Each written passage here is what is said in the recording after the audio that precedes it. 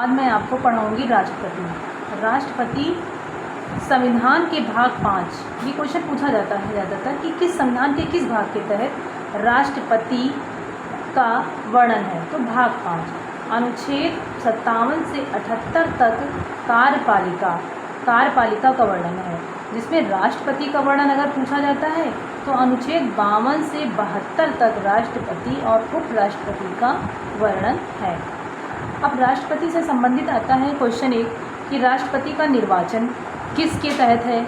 तो राष्ट्रपति के निर्वाचन में संसद के दोनों सदनों के निर्वाचित सदस्य, यहाँ पे ध्यान देने की बात है कि निर्वाचित सदस्य होते हैं, ना कि मनोनीत। जैसे राष्ट्रपति द्वारा लोकसभा के 2 मनोनीत सदस्य किए जाते हैं जो एंग्लो इंडियन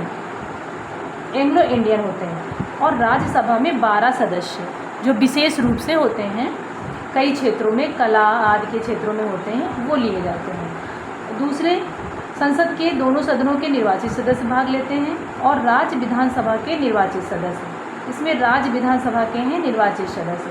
और तीसरे, केंद्र शासित प्रदेशों दिल्ली और पुडुचेरी, यानी केंद्र शासित प्रदेशों के भी लिए जाते हैं, और दिल्ली और पुडुचेरी विधानसभाओं के निर्वाचित सदस्य। यानी राष्ट्रपति के निर्वाचन में केवल निर्वाचित सदस्य लिए जाते हैं और ना कि मनोनीत लिए जाते हैं।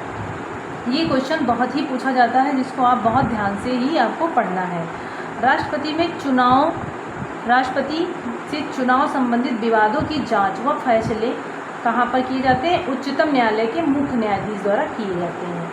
यानी राष्ट्रपति के चुनाव से संबंधित जो विवाद होता है या उससे संबंधित कोई भी मैटर आता है, उसमें जो है उच्चतम न्यायालय जो है वही निर्णय इस पर देता है, और उसका निर्णय ही मान्य होता है सुप्रीम कोर्ट का। राष्ट्रपति के लिए अहर्ताएँ क्या क्या हैं? यानी वो भारत का नागरिक होना चाहिए, उसकी उम्र जो है वो 35 वर्ष की होनी चाहिए, और वो लोकसभा का निर्वाचित सदस्य चुनने की योग्यता रखता हो। यानी लोकसभा का मेंबरशिप की जो योग्यताएं होती हैं वो उसके अंदर होनी चाहिए। राष्ट्रपति के निर्वाचन के लिए 50 प्रस्तावक और 50 अनुमोदन का होना आवश्यक है। और इसके बाद दोस्तों महाभियोग पर बहुत सारे क्वेश्चंस आते हैं। महाभियोग में देखिए, राष्ट्रपति पर महाभियोग अनुच्छेद 61 के तहत राष्ट्रपति पर महाभियोग लगाया जाता है, और अनुच्छेद 56 के तहत महाभियोग की प्रक्रिया अपनाई जाती है। राष्ट्रपति पर महाभियोग कब लगाया जाता है? तो देखिए, संविधान का उल्लंघन करने पर, यदि राष्ट्रपति द्वारा संविधान का उल्लंघन किया जाता है तो उस पर महाभियोग लगाया जाता है।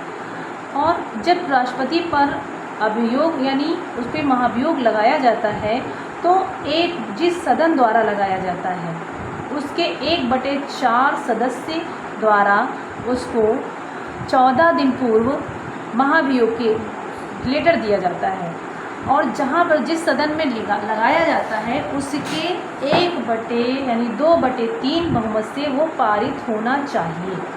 जिस सदन द्वारा लगाया जाए उसके 2/3 सदस्यों द्वारा बहुमत द्वारा उसे पारित होना चाहिए।